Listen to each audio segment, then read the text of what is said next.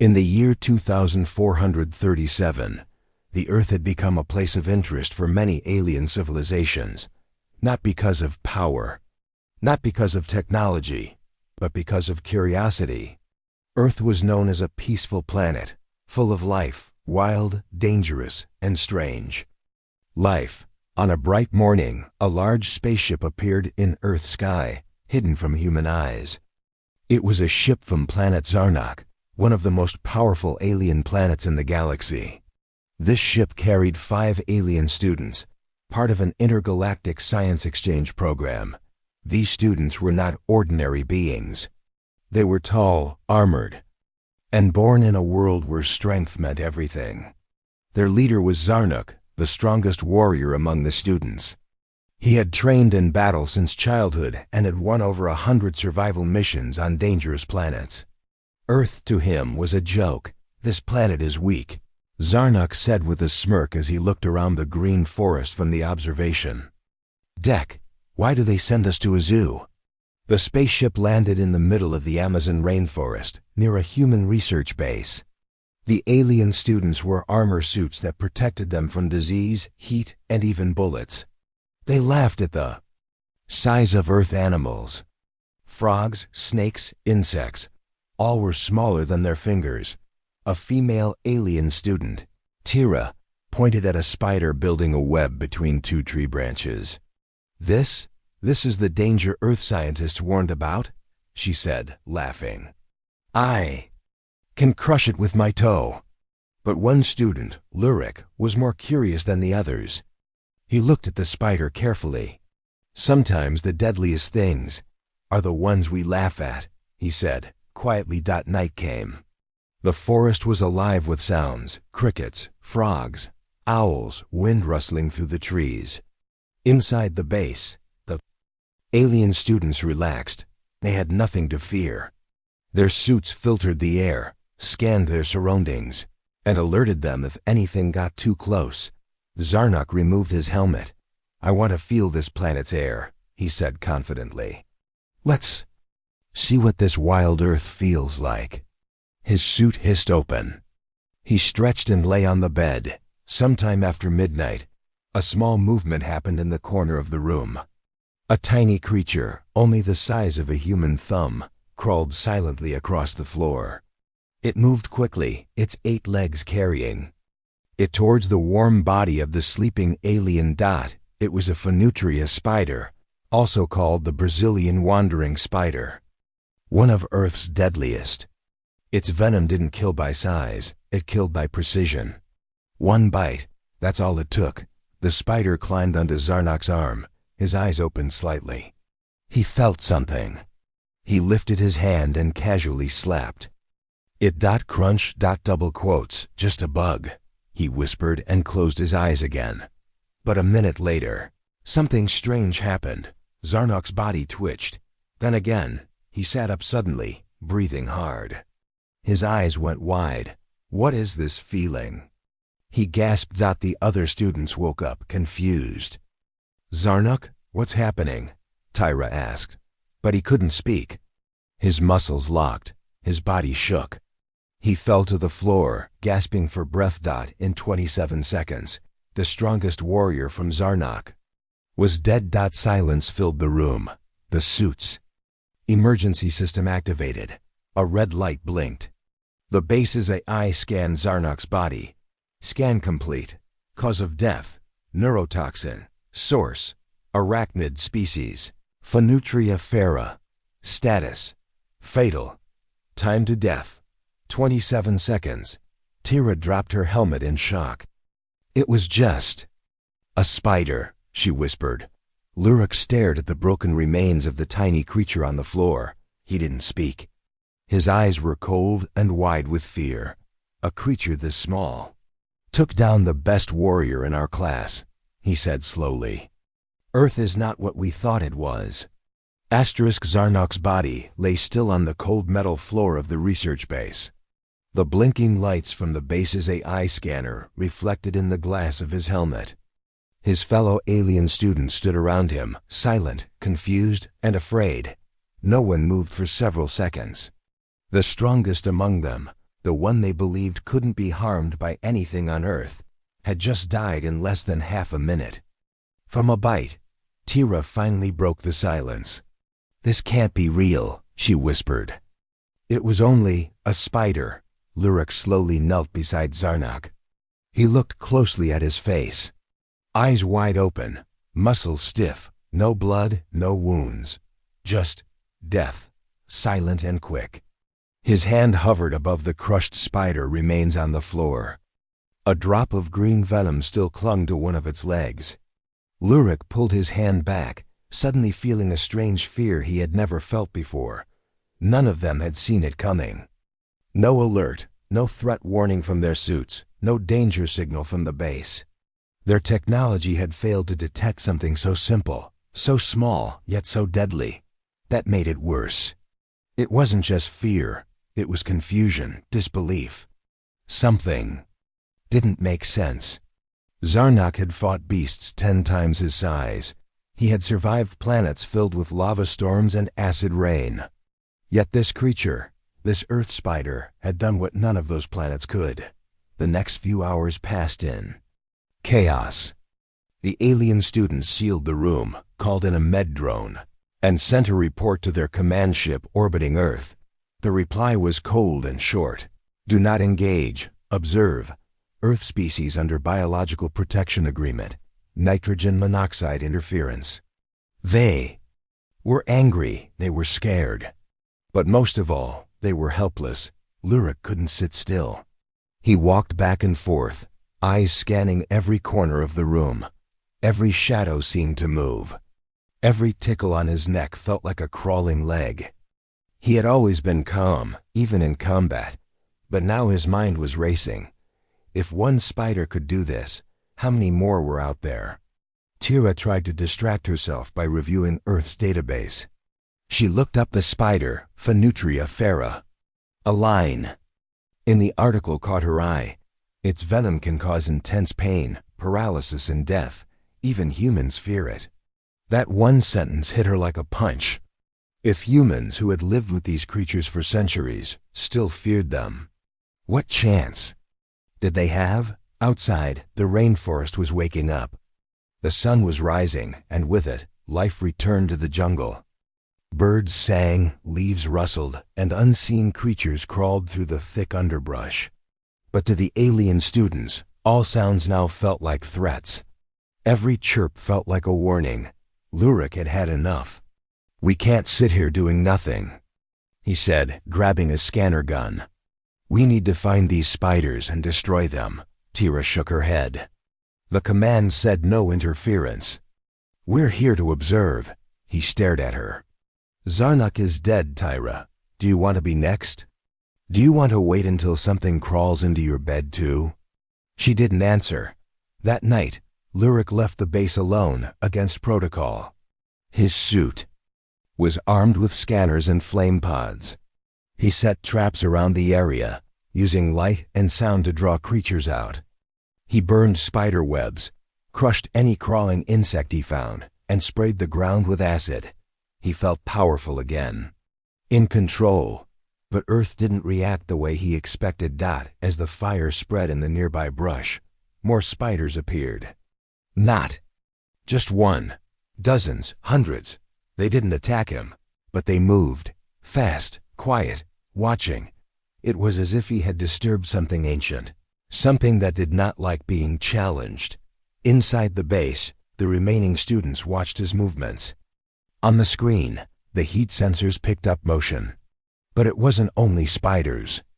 Other creatures were also on the move. Snakes, centipedes, frogs, all awakened by the disturbance. Suddenly, Lurik screamed. He dropped to the ground, rolling, thrashing. Something had entered his suit. The others watched in horror as he tried to tear off his helmet. His voice came through the speaker, broken, panicked, unlike anything they had ever heard from him. "I can't see ID. It's inside. The feed cut off. The room went dark. Tira stood frozen. 2 students gone, in 2 days. Not from war. Not from weapons. But from nature. The forest outside glowed faintly in the moonlight. Silent again. But it wasn't peace. It was warning, and the aliens were finally listening. The rain had started. Again, a soft, cold drizzle washed over the Amazon trees as silence swallowed the alien research base. The screens inside were dark. The cameras outside, once scanning every leaf and movement, now showed only static. Lurik's signal was gone. One moment he was screaming, and the next silence. No one dared ask what happened. They all knew. It was just like Zarnuk, sudden, clean, unseen. Tira sat alone in the command room, staring at the last frozen image the base had captured. Lurik on his knees, mouth open in fear, one hand on his helmet, the other clawing at something invisible. On his chest, there were no explosions, no injuries, no blood, only death, fast and quiet. And now it had taken another one of them. The two other students, Kavos and Nira, tried to stay calm, but they kept their suits fully sealed. They didn't sleep. They didn't eat.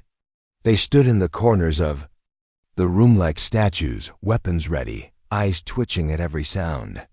These were elite alien students, trained in survival across dangerous worlds. But Earth was different. It didn't kill with loud roars or heavy claws. It killed with silence. Tyra activated the drone system, sending out 6 small flying bots into the jungle. Their job was to locate Lurik's body. The drones hovered low, avoiding large trees and thick vines.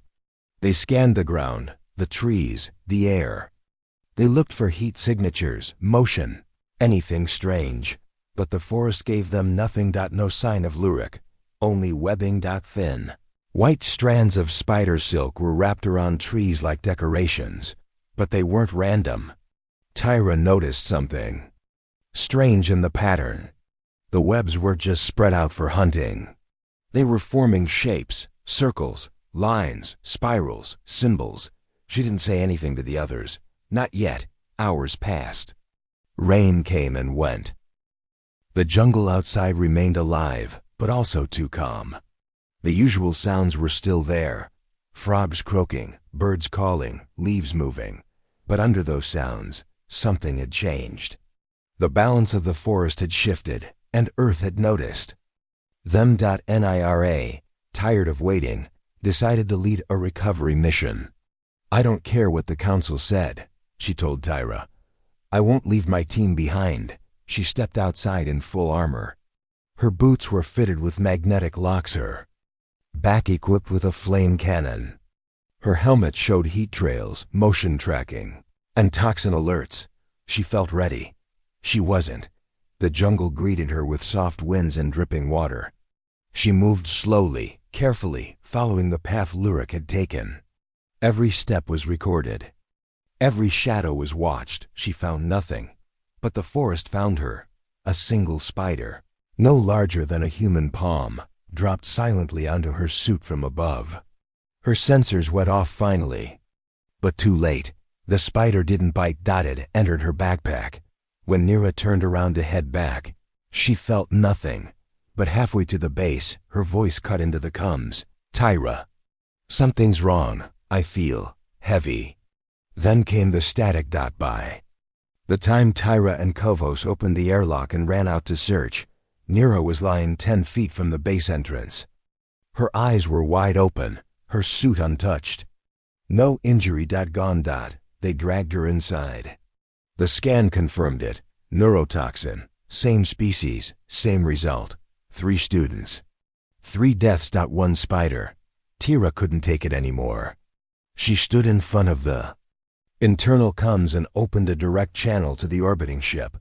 "We need help. This is not a joke. Earth is not what you think. Zarnuk, Lurik, Nira, they're dead. And it's not a war. It's something else. It's nature." The voice from the ship was cold. "Earth is under biological protection. You must not interfere with native species." Tyra shouted. "What kind of species can kill armored aliens without even being seen? These spiders, they're not just animals. They're defending something. They're smart. They're watching us." Silence. Then came a final reply. Evacuation denied. Continue observation. Kavos slammed his fist on the metal wall. Observation? They're sending us to die. That night, no one slept. The forest watched. The base creaked. Shadows moved. Tyra sat by the window, looking at the trees, her mind racing. And then she saw it. A large web, built between two trees. In the center was a strange symbol. An alien pattern. No human spider could build that. Her breath caught in her throat. She finally understood. This was no accident. This was not just about survival. It was a warning. And the spiders were sending a message. The base had gone quiet. Not because the danger was over, but because fear had taken root. 3 students gone. All in less than 3 days. None had fired a weapon. None had fought. All had simply stopped breathing. The remaining 2 students, Tira and Kavos, kept their suits sealed, their weapons fully charged. Their eyes hollow. They barely spoke to each other. They only listened to the soft hissing of the jungle wind, to the creaking of trees, to the small tapping sounds they couldn't always explain. Tira hadn't slept in nearly 36 hours. Every time she closed her eyes, she saw the spider. Not its body, but its movement. Its silence. The way it acted, as if it had no fear. As if it knew they were weaker than it. That morning, the AI system announced an incoming visitor. A human. A biologist named Dr. Meera Singh, expert in venomous species, especially spiders. Tara didn't like it. "We don't need humans," she muttered. "We need extraction." But the council had other plans. Earth was not to be interfered with. But it could be studied. Dr. Meera had special permission. A peacekeeper in a world of predators. The shuttle landed gently in the clearing. A tall woman stepped out, wearing a simple gray jacket and carrying a single backpack. No weapons, no armor. Just calm eyes and a face that had clearly seen many strange things in her life. Inside the base, Kavos glared at her. "You're human. Your kind lives with these spiders. Tell us how to destroy them." Dr. Meera didn't answer right away. She placed her backpack on the table and slowly pulled out a small glass box. Inside it sat a tiny spider, no larger than a thumbnail. Its legs twitched gently. It wasn't the same species that killed Zarnok, but it was just as deadly. This is the Atrax robustus. Sydney funnel web, another earth spider. One bite and a full-grown human dies in 15 minutes. She paused. "Do you know what humans did when they found out how dangerous it was?" she asked, looking directly at Kavos. Kavos raised an eyebrow. "Killed it." Dr. Meera shook her head. "No, we studied it. And we made medicine from its venom. Antivenom. Now it saves lives." Tira stepped closer. "You're saying we should study the spider that killed Zarnok?" "I'm saying," Meera replied, "you're not fighting a war. You're trying to survive on a planet that has always survived without you. This planet does not kill with hate. It kills with balance." The words made Tira pause. "Balance. Meera sat down and turned on monitor. She showed them recordings of Earth's most dangerous creatures. Not the big ones, not lions or sharks, but tiny hidden killers. Blue-ringed octopus, cone snail, bullet ant, botfly, parasites that could blind you, worms that lived in blood, plants that could paralyze, and of course, spiders that built traps with silk so thin, even air couldn't escape. She zoomed in on one species. The Phenutria fera, the one that had ended Zarnok in seconds. "The spider doesn't want to fight," Meera said softly. "It wanders at night, hunts only when hungry. But if you threaten it, it acts fast. Its venom is not just poison. It's intelligence. It attacks the nervous system. It turns muscles against themselves." Kavos looked at the screen, horrified. "But how does something this small defeat alien armor?" Meera smiled faintly. "Because your armor wasn't built for nature.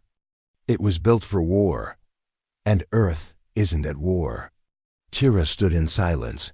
Her mind was spinning. She thought about the web symbols she had seen in the trees.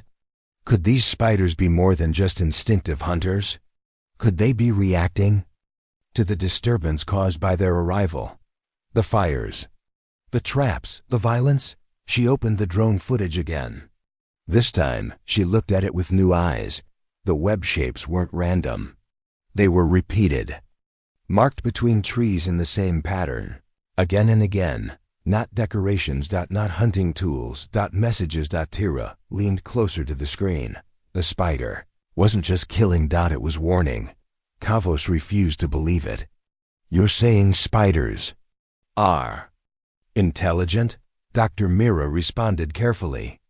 I'm saying they are part of a system that is older and more efficient than your technology. If they see you as a threat, they will act, not with emotion, but with precision.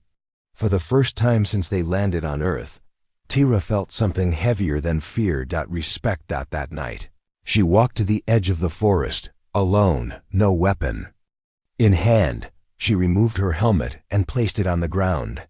Then she knelt down and whispered softly, "We came in arrogance. We saw you as small, weak, but now I see Earth is not weak." Behind her, the trees shifted, and somewhere far above, in the canopy, a spider watched her from its web. It did not move. It did not strike. It just listened. As if deciding. Asterisk. A week after the first death, the skies above the Amazon pulsed with strange blue light. The mothership had arrived. It didn't announce itself to Earth. It didn't need to. Hidden by cloaking fields and clouds, the great warship hovered silently above the rainforest, a city-sized giant built for battles across galaxies. Sleek, armored, and armed with weapons that could tear moons in half. Inside the ship stood the Zarnak Vanguard, the highest-ranking defense unit in the galaxy. Their faces were marked with honor tattoos, their bodies enhanced with armor fused to bone.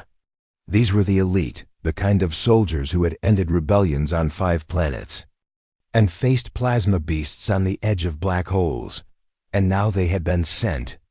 For a spider, they didn't laugh at the mission, not after reading the data. Zarnak, Lurik, Nira. 3 deaths, fast, clean, all to a life form weighing less than a coin. It made no sense. Their commander, Vaylor, stood before the display screen. In silence, the footage from the research base played over and over. Zarnak's final breath, Lurik screaming, Nira's frozen eyes. No blood, no struggle. Just sudden, sharp ends. He didn't speak a word until the last video faded. Deploy. On Earth, the forest felt it. The pressure in the air changed. Birds flew away. Monkeys screamed. Even the wind seemed to pause as 6 dropships fell from the sky like black comets, crashing gently into the trees below. Soldiers spread out in full armor, each one covered in environmental shields, toxin-proof layers, and anti-venom injectors. They carried heat guns, light grenades, sonic nets. Their mission, capture and study. Not destroy. Not yet. Commander Vaylor walked through the trees with slow, measured steps. His eyes scanned everything, not just for danger, but for patterns. He had seen battlefields. He had felt fear. But this was different. There was no enemy here, only watching eyes. Above, below, all around, spiders moved through the canopy in silence, not in panic, not in attack, but as if they were responding to something bigger than themselves, as if they were part of a hive, a network. Tira stood near the base, arms crossed, watching them come. She had already said everything she could. She had told them Earth wasn't at war, but it could become one, if pushed. They didn't listen. They never did. Dr. Mira stood beside her, quiet. They think strength is in weapons, she said softly. But Earth doesn't fight back the way they expect. Vaylor ordered his troops to begin the scan. Hundreds of tiny drones flew into the jungle, mapping every inch, identifying thousands of life forms. When they found a cluster of spiders, they used heat pulses to drive them out. They dropped nets and locked them into glass containers. Within the hour, they had caught 6 different venomous spiders, none of which matched the one that killed Zarnok. Frustrated, Vaylor ordered deeper movement. They burned nests, cut trees, flushed the ground with cold gas. And then it appeared. Not by force, not by mistake. By decision. A single spider, jet black and strangely still, crawled out from a burned tree. It moved slowly, right into the middle of the clearing. In full view of the elite soldiers, they surrounded it in seconds, guns aimed, shields raised. It didn't run. It waited. A soldier approached with a scanner, one made for alien beasts.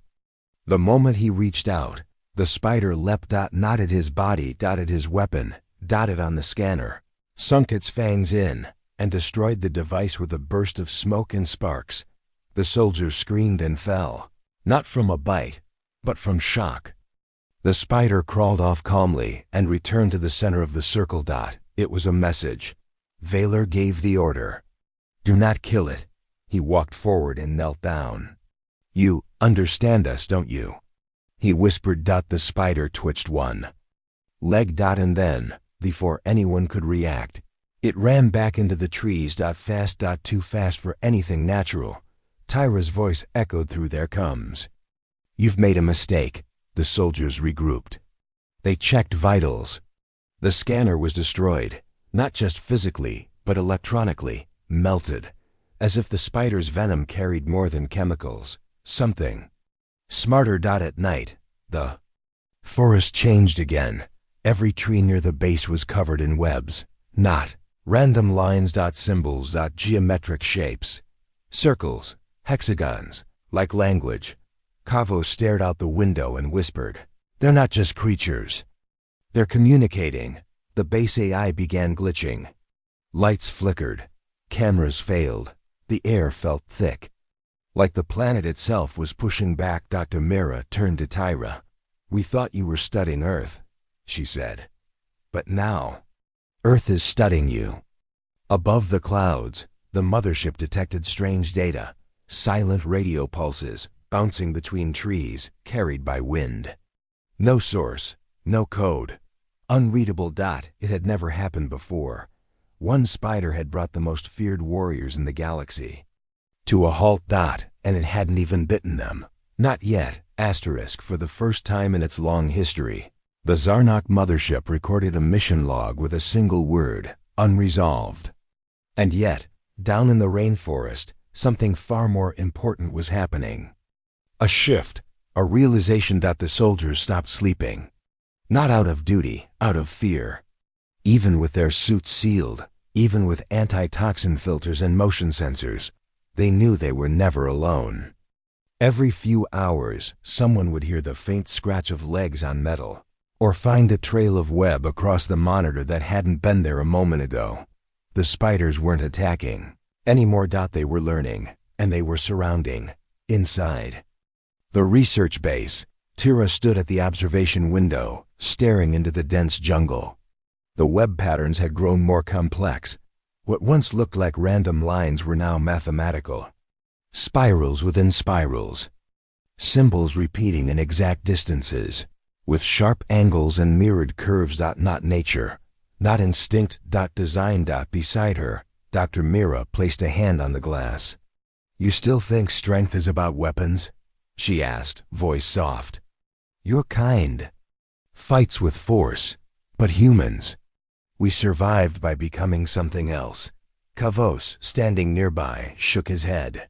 3 of our best died, our weapons failed. And now these creatures are toying with us. What do you mean something else? Mira turned toward him. When humans first lived in caves, we didn't have armor. No laser guns, no ships, just fire. And fear. We feared everything, so we studied everything. That's how we survived. Not by being stronger, but by being smarter and patient. She pulled a small chip from her backpack and inserted it into the base's system. A file opened, not military strategy, not combat data. A recording. It showed a human child, maybe 10 years old, holding a spider in her palm. Calm. Still. A deep breath. She explained, in a soft voice, how the spider's venom worked, how it used vibrations in the air to hunt, how it could feel fear through the skin of its prey. That child, Mira whispered, understands this planet better than your best warrior ever did. Tira said nothing. Her eyes didn't leave the window. The jungle had gone quiet. That was never a good sign. Later that night, Commander Vaylor ordered a new operation, not to kill, to communicate. He had seen enough. Every weapon he brought had failed. Every scan came back empty. So he gave the command, create a vibration pulse, a message, using the same rhythm seen in the web patterns. It was the first time Zarnok had ever tried to speak to a non-technological species. They set up a frequency device near the tree line. 3 soft pulses. Wait. 3 again. Wait. And then a reply, but not in sound. The webs around the clearing shimmered. Rearranged, slowly, silently. New lines appeared in seconds, weaving a response no machine could decode, but any human could feel. The spider had replied.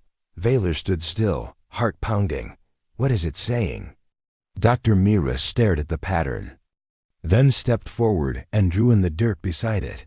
She didn't answer right away. Her hand moved carefully, matching the lines, repeating the shapes, connecting the gaps. Then she looked up. It's not saying hello, she said. It's setting rules. Kavos blinked. Rules? Boundaries, Mira explained. They're giving you a chance to leave. This isn't about hate. It's about respect. This planet doesn't want to kill you. But it will, if you continue trying to dominate what you do not understand. The silence that followed was heavy. No one moved. Even the forest seemed to listen. And then Tira spoke, her voice clearer than ever before. We never saw Earth as a threat. We thought it was a cage, full of small, weak life. She turned away from the window. But this planet, it's not a cage, it's a mind. One that never needed armor or ships. It fights with patience, with balance. And it has no fear of giants like us. Commander Vaylor said nothing. But later, he quietly logged a personal note to the High Council. Recommend. Planetary status reclassification. Earth is not primitive. Earth is aware. The next morning, the mothership prepared for departure. They did not broadcast their findings. They did not mark the spider as a weapon. They marked it as a sentinel. An ancient guardian of a living world. Before leaving, Mira handed Tira a small sealed vial. Inside it was a droplet of venom, glowing faintly. This can kill a warrior in seconds, she said. But with the right mind, it can save millions. Tira took it. For the first time in her life, she felt small, not weak, but humble. She finally understood what Mira meant by humanity's hidden strength. It wasn't just fire, or science, or tools. It was the ability to look at something terrifying and choose to learn from it. The mothership rose silently through the mist, disappearing into the clouds like a ghost vanishing from a battlefield. It left behind no smoke, no crater, no sound. Only the soft rustling of the rainforest and the Fionn. Memory of 3 fallen alien students, warriors not slain by weapons, but by something so small, so old. It barely had a name in galactic language. The base had been left intact but abandoned. No more scans, no more hunting. No more commands from the stars above. Earth had spoken, and the galaxy had finally listened. Deep in the jungle, the webs remained, hanging between trees like warnings written in silk. The shapes had changed again. No longer were they patterns of defense or anger.